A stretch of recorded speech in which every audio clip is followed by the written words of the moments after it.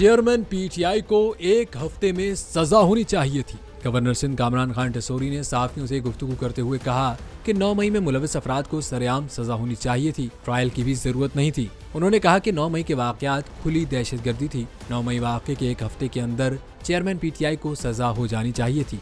साबिक वज़ीर आज़म नवाज शरीफ के बारे में उनका कहना था कि नवाज शरीफ को पाकिस्तान के बारे में बहुत फिक्रमंद पाया। दुआ है नवाज शरीफ पाकिस्तान में मुस्बत किरदार अदा करें। उनका मजीद कहना था कि army chief general Asim Munir की काविशों से डॉलर काबू में आया।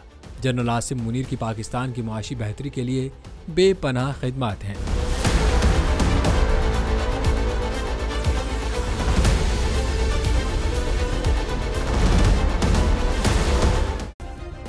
सब्सक्राइब करें और बेल दबाएं ताकि कोई खबर रह न जाए।